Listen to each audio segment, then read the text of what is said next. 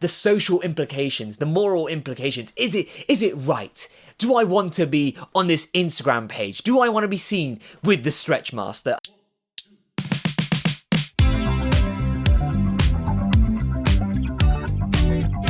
Hello and welcome back to A Fantastic Time with me, Taher Houssain.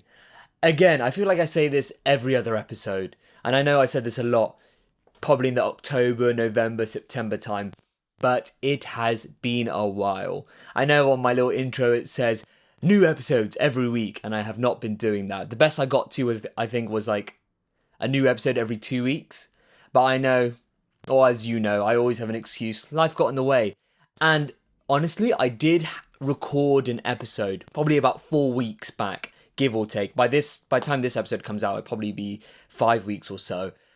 But when I was editing the audio and getting to just like the video part of the podcast, I just wasn't really proud of it, if I'm going to be honest.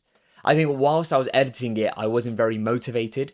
There wasn't anything in me that screamed out, "Oh, this is amazing. This is great." I actually liked what I was talking about, this, that, or the other. I was basically just trudging along. I did all the audio, and also I was just sort of going through, how I want to change up my editing style, maybe. I say change up my editing style. I mean, do I want to have like all the little animations that I've put in maybe the last 2 episodes? And I was just thinking, not really. I feel like it takes away from what I'm doing, what I'm saying. Plus, in the time in between, I've sort of been learning how to color grade a little bit better, just because I've noticed that some of my color grades are really bad. Just really bad. Like, they're just not good. Or, they're not up to standard or up to scratch. So I've been learning how to do that on, I think what I use for software is DaVinci Resolve. So I've been doing that on DaVinci, learning how to use the little nodes, what this means, what that means, where to start, and actually sitting down and just sort of teaching myself how to grade my videos, just so you've got a better watching experience if you are watching it instead of just listening, because I have not got this anywhere else but YouTube right now, which, again, it's a work in progress. And I think motivation is such a big thing. Like, I think people don't understand that, of course, discipline is important, but I think you need the motivation to inspire the discipline to do anything, because you're never going to start anything unless you're motivated to do it. And when people say, "Oh, do it when you're not motivated," well, that's only when you've already done it before, if you get what I mean. Like, it's like going to the gym. Like, some days I just don't feel like going to the gym, but I do it because I've had that motivation in the past, and I've set that discipline and that routine up from the get-go. So I know what's happening, and I know, I just need to push past this to get the results, get the achievements. Like today, actually, where it's bright and sunny, which is a big contrast to how the rest of this year has gone so far, because I'm not sure if you've seen it on the news, but apparently it's rained in the UK every single day since January. I think it was 40, 50 days, something like that. I'm not sure if it still is raining somewhere in the UK. It probably is, for all I know. It's probably continued all the way up until March, which is mind-boggling. But I feel like there's like pockets of heat coming through. Like last Wednesday, we had a good amount of heat. I think it was like 18 degrees in London or something crazy like that. And everybody and their dad was out in the parks. Like, I mean, you can go to any. I think I was in Russell Square, and that's a relatively small, sort of out of the way little park, little green area in Fitzrovia, but it was packed, absolutely jam packed with people. And I'm just like, people are just taking advantage of the sun. They just want it. And also, that's another thing that's been keeping me busy, is between work, applying for jobs, and because I'm still doing that, you've always got to be applying for jobs in London, which is crazy because the job market is absolutely naff. But I've also been seeing friends, just catching up with friends. I caught up with some university friends that I haven't seen in about a year and a half or something like that altogether.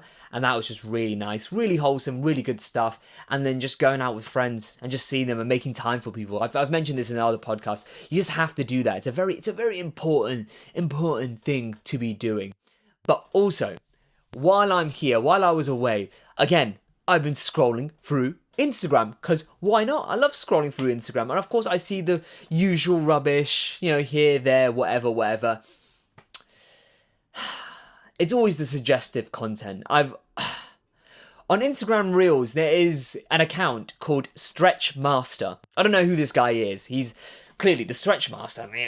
That's his handle. He just knows how to stretch. He knows all the variations of stretching. He's just a complete master. He's had his 10,000 hours and he's like, yes, I am that guy now in stretching. Nothing else, not working out, not anything else, just stretching in particular. However, it's always him with some woman of some variety, and he's always doing suggestive stretching as in their legs are behind their heads and his face is just right there in the crotch. It's just like, slap bang, I'm gonna be here. Like, what? And I was just like, maybe there's just one video. I click on the account and lo and behold, I should have realized every single video is him doing some sort of suggestive stretching, whether it's on the ass or on the coochie or anywhere else. Like, it's just like we know what you're doing. Let's not sugarcoat this. We know what you're doing. But also, who's agreeing to be in these videos? I'm always concerned because it's always a plethora of women of different varieties, of different walks of life, clearly. But they're always willing to be in these videos, to be in these suggestive poses on Instagram for the world to view. And I really hope you're single. I really hope you don't have a partner of any kind. Just because your partner, unless they're very comfortable and they're very open-minded and, they don't mind you going out, doing this kind of stuff, OnlyFans, this, that, or whatever. Unless they don't mind you doing that kind of stuff or being like super suggestive on Instagram with another person, then fair enough, cool, that's amazing. But I feel like most people would have a problem. I think most people I know, at least, will take a look at that if their partner was on there and be like, what are you on? Is that cheating? I think that might be cheating. That might be like, I'm not sure if that's light cheating, medium cheating, or heavy cheating. Let me know what you guys think, because I'm not a big fan of it. I have to say. But also, why would you go on there? Like, how much are they actually paying you? Because, of course, this guy, unless he's filming his clients, which is crazy. I don't know why, as a client, you would agree to be posted on Instagram when it's being shown in such a manner, in such a way. Or your actors, or your actors, your paid actors, or like extras or whatever, they've put out, I don't know, something on like Backstage, Spotlight, Twitter, whatever, like actors directories, or where like people post castings and been like, hey, I will pay you £500 to come and do this suggestive stretching for like a 30-second clip, whatever. It's probably like an hour's work, 30 minutes work, tops. It's probably nothing much. But again, why is that £500 worth it? And that's being generous. It could, like, £500 to £1,000, that could be very generous. Realistically, I'm thinking maybe about £200. £200 for, to be fair, it's only like 30 minutes of work. That is really good turnover. But then you got to talk about the social implications, the moral implications. Is it right? Do I want to be on this Instagram page? Do I want to be seen with the Stretch Master? And don't get me wrong, the Stretch Master is a good-looking chap. He's a good-looking man. I would go to him for stretching. Maybe not that kind of stretching, but other kind of stretches. I feel like he's got the knowledge, the power, the wisdom to guide me in that variety of stretching. Maybe not the stuff he's shown on Instagram, but maybe more his wholesome stuff, his family-friendly stuff. I hope he does not run group sessions, because that would be insanity. And especially coming with your partner. Imagine going to one of these group sessions with your partner and he does all these stretch moves right in front of you. In front of a crowd. There's a whole crowd watching. And then there's just you in the corner, just watching your partner doing this and enjoying it. It's not a good look, is it? But that's just me. That's just my personal opinion. If that floats your boat, if you follow that page, don't be disheartened. Don't go and unfollow him. He needs money. He's probably selling a course like everybody else does. He's probably selling a course. I didn't look that deep into it because I was just like, I don't want the rest of my feed to be looking like this. So I'm just going to sort of back away from whatever this part of the internet or this part of Instagram is and just go back to some other weirdness or some cat videos or somebody doing something really stupid. One or the other, like something a little bit more wholesome and gratifying, if you will. Yeah. But also, London Adventures. I feel like I'm going to do like a segment, like not every week, but maybe every 2 weeks or every podcast, whenever that, whenever the next one comes out, but hopefully next week, but probably every 2 weeks or something, like London adventures, where I've been, where have I explored. And recently I've explored Walthamstow. Now, I don't know, for some reason people laugh whenever I see this, and this is particularly people who actually live in London or have been like, who've been brought up in London, like proper Londoners, not these people like me who've just come to London. I do not claim to be a Londoner, I'm just somebody who lives in London. But I'm talking about the proper Londoners. They always laugh when I tell them Walthamstow's nice. No, genuinely, I tell them like, oh yeah, I went to Walthamstow. They're like, why would you go there? I was like, it's actually really nice. And they just always burst out laughing. I don't know what this is. There propaganda against Walthamstow? Is this a south-north divide thing? Is there something? Is there an agenda against Walthamstow? Because don't get me wrong, like the little town centre bit. I say little. It's like a fairly big town centre bit. It's not bad. Like I was just walking through it. I was just like, this is actually all right. It just looks like any other town. I was just like, oh, this is quite cool. This is like it's nice. They got a TK Maxx. I think they got a Popeyes there. And also, apparently, quote me if I'm wrong, they've got an outdoor market on, like, I think the main high street. And I believe it's the longest outdoor market in the whole of Europe. I think it's like 1 kilometre long or something like that. Like I said, I could be chatting out my ass right now, but I'm pretty sure it's 1 kilometre long. And if it is, fair enough. I think that's amazing. I didn't get to go to it properly just because I came towards the tail end when, they started packing up this, that, and the other. And I was just like, oh, it's all right. But I had a little gander, had a bit of a breeze. I was just like, okay, yeah, it's typical market stuff, like nothing special. Or again, I probably saw like 50 meters, if that, of the market, not probably the whole kilometer, which probably has a bunch of little knickknacks. If you work in Walthamstow, if you work on the market, let me know how that goes. Like I've never understood how you go about doing that. Do you rent a space out from the council, or is it like a first come first serve kind of thing where you just sort of prop up and have like tent wars or vendor wars where you're just like, this is my spot, get out of here. They're like, I've been here since 2016, you can't kick me out. Again, crazy that 2016 is considered a long time ago. Bloody hell, that was 10 years ago, 2016. That's actually kind of mad when you think about it. I think 2016, what was I doing? I think I was just getting into college. I think I just graduated. No, I wasn't. Hold on. No, I think I was in year 10. So I was going into year 11 that year. That's crazy. I think I would have been 15 going on to 16, which is bonkers when you think about it. I'm 24, by the way, now. So, yeah, life's hit me very hard after school, as you can tell. It's okay, though. It's okay. We keep on moving. We keep on doing what we need to do. But back to Walthamstow Adventures. I went to the little Walthamstow village. It's a nice little, cute little area. I will say it looks completely different compared to the rest of Walthamstow. It's more, I'd say it's a little bit more old-timey, a little bit more classic. It does have a very village feel. Like, you don't feel like you're part of London or part of a bigger town or anything. It feels like you're part of a small town. It's a neat little area. They've got some nice little health shops. I think like 1 or 2 or 3 vintage shops. Very unique shops, I would say. Really nice. Went in there. Again, I think the shop girl there, she was really nice as well. I think they sell really good fish and chips as well on that street. Really nice stuff. Really nice. I think Walthamstow goes from having your crummy areas where it's kind of a bit, kind of shitty. And then it goes into like your alright areas. And then you've got your new builds where you've got like the nice apartments, nice flats, this, that, and the other. And I'm just like, those areas are actually really nice. And then you've got this really villagey bit, which I think is like the main attraction, apart from like the main high street bit.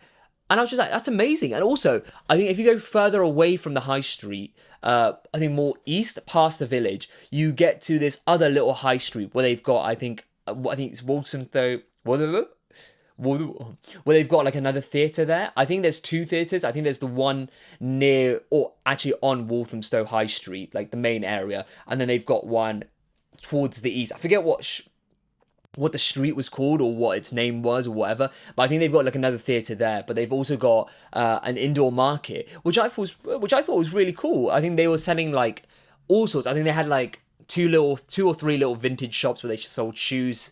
I know there was like a vintage book shop there. I think there's massage parlor there, a nail parlor. Like, it's actually quite cool, like, what they've got in there. I think it's very knick-knacky if you want to browse, if you want to go through. And plus, if you live in the local area, I think it's like a nice little variety to have. That part of Walthamstow, I will say, I think is a little bit more rundown in my opinion. But as you, I think, go from Walthamstow Village to the middle bit where the bus station and the actual town is, I'll call it a town because that's what it is basically, like the main town centre bit. You know, I think there's a good bit to do there. I think they've had some really good coffee shops. I feel like London has a lot of good coffee shops, but a lot of terrible ones as well. A lot of good coffee shops, nice little sightseeing. I think I ran into the oldest house in London is in Walthamstow. It's right across from like this church slash graveyard bit, which also was very old-timey, it had a good aesthetic to it, which I found really cool. However, I didn't realise I'm pretty sure somebody actually lives in the oldest house in London, in that Walthamstow house. It was really old. It looked like something out of like the Victorian era. It's very old, very ancient, like over 200-300 years old, maybe, something like that. But I saw, I think, like a little Ring doorbell on it, and I was just like, it's either it's an Airbnb, someone rents it out, or somebody actually lives there. And if you actually live there, that's kind of cool. I can't lie, I have a thing for like old houses, old buildings, or just classic slash vintage stuff. I'm not sure if it's a fad or whatever, but I know I've just always been into it. I think, especially in England, I think it's just got a very nice classic feel. Don't get me wrong, when I'm in London, I do feel like, or like in any city, I do like the big high rises, the modern builds, this and the other. But I've recently seen a post being like, London's especially central, it's a mix between really old buildings and really new buildings. And that dichotomy and that contrast, it's just, I know there's something about that I really like in particular. A good comparison for me in that sense would be Bristol, because Bristol's exactly like that, where you run into a lot of really old buildings, but then that's contrasted with all the new builds, all the new businesses, this, that, and the other, Cabot Circus, the main square, Park Street. Like, you've got a good amount of contrast there, which, I know, you get the best of both worlds, but if you wanted something a little bit more city-esque or city-like, I'd probably, especially if you're out west, go Cardiff. I know Cardiff does have some, like, really old historic buildings, but I feel like Cardiff is a little bit more modernised, and hasn't kept much of its modern buildings, apart from, like, I think there's, like, the one university slash college bit, and, of course, the main castle. And if you want something a little bit more old-timey, Bath. But it's the classic. If you want something old, ancient, very British, very historical looking, Roman baths, you just go to Bath. But, like, it's just nice. It's just a nice...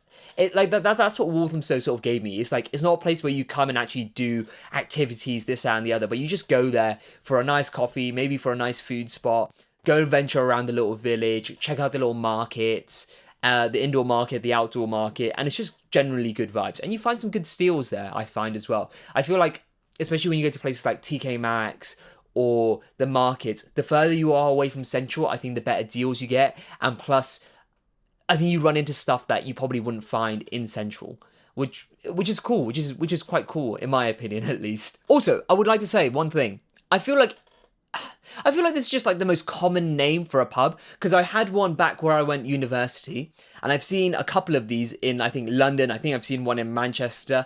For some reason, people love calling their pub the Nag's Head. And in my opinion, I'm just like, wouldn't you want something a little bit more original? Don't get me wrong, Nag's Head is such a good... It's such a good name for an establishment. I think it's quite cool. However, I feel like there's like 10 of them, maybe even 15 of them in London alone.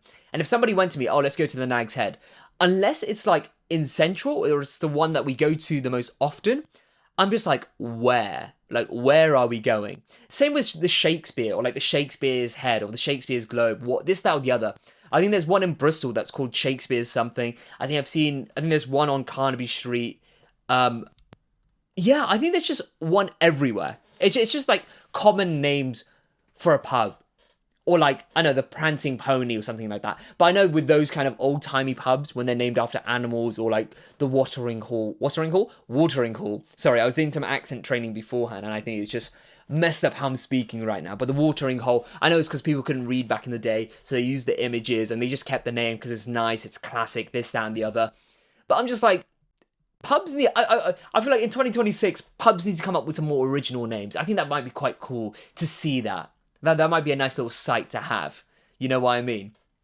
Also, going on to my next topic now, I'm going to be talking about some anime. So if you're not into anime, please go away.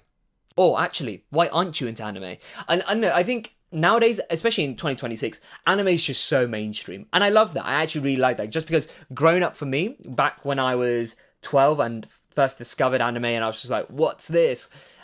You know, people weren't into it. And you couldn't tell people you watched anime because they're like, you watch cartoons. And I know I was like, how old was I? I think I was 12. So it's perfectly fine for me to still watch cartoons. I think it's perfectly fine to watch cartoons at any age. Just make sure it's like SpongeBob or something respectable. Not like, I don't know, I can't think of a disrespectful cartoon. I'll think of one maybe in like the next episode. It will just pop up somewhere. But recently I've been binging, or not binging, but keeping up to date with JJK, Jujutsu Kaisen. If you haven't been watching, you should be, because it's amazing, especially episode 4 with Maki. Also, I'm going to have some spoilers, but Maki goes absolutely crazy. And I feel like whenever a show or a film or even an anime does a Kill Bill-esque kind of sequence, I just absolutely love it, where like it desaturates the color and it's black and white, and then it does a bit of a Sin City thing where all you see is the highlighted blood. Like the red is just popping out, and I'm just like, this is amazing. But I will say, with JJK, it's one of those animes that you have to pay attention to. It's not like a Naruto or a Bleach or what are the animes? Or like a Dragon Ball Z, where of course they're fighting, but it's not really complicated. Like I understand the power leveling system. I can understand someone's abilities really easily. But with JJK, you have to pay attention. Like, especially with the culling games, where there's all the 10 rules and you have to understand what each rule actually means. And I think it's like in episode 3, where it was a complete exposition dump. I think it's like Tengen-sama or something. And she's just explaining the rules of the culling games. What are the objectives of the teams? How are we going to divvy up everybody? You know, what should we actually do? Like this, that, and the other. And I was just like, okay, this is a lot of information to take in. I know the episodes are only like 24 minutes or something like that. However, I think I had to rewatch the episode and then watch one of those like, oh, this episode explained. What is the culling games arc explained? And I actually had to sit down and be like, okay, this means this means this, that means that. Okay, good, we're great to go. And some people might be like, oh, that's really off-putting for a show. But I think it's really cool. I think it's a bit like Attack on Titan. Of course, you're here for the action. You're here for the Titans, the fighting, Levi doing all of his Beyblade stuff. But you're here for the politics as well. It's very Game of Thronesy, if you will. Breaking Bad, where there's actual tactics, where there's actual thought and there's actual process. And it's just not, mindless fighting, which is absolutely amazing, by the way. The fight scenes are incredible, especially with, again, episode 4, in my opinion, might have topped Sukuna versus Maharaga, just because Maki was just going off.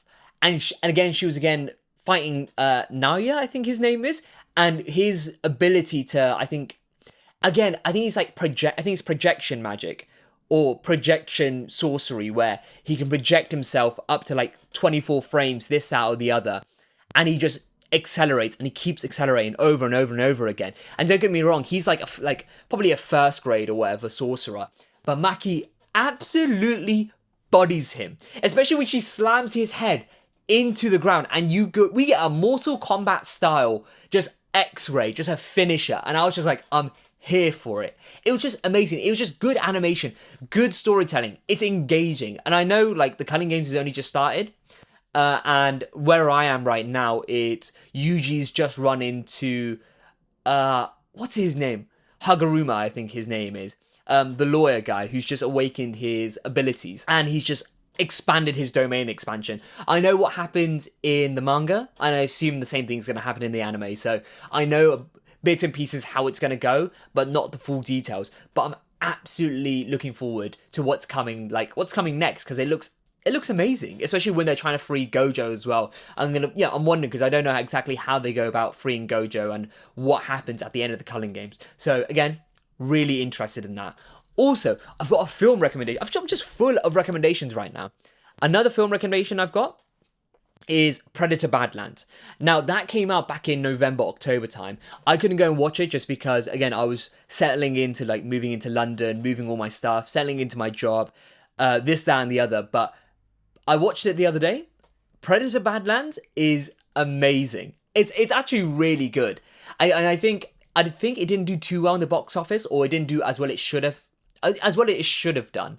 However, it is a watch. It's a really good watch. Like, I really enjoyed it because it's about this outcast, basically, in the Yautja Predator Society, who's a bit of a runt, and he needs to go to this planet full of some of the most, crazy life forms in the universe, where other predators have gone and have died, repeatedly. And he needs to go there and slay this thing that is apparently completely unkillable.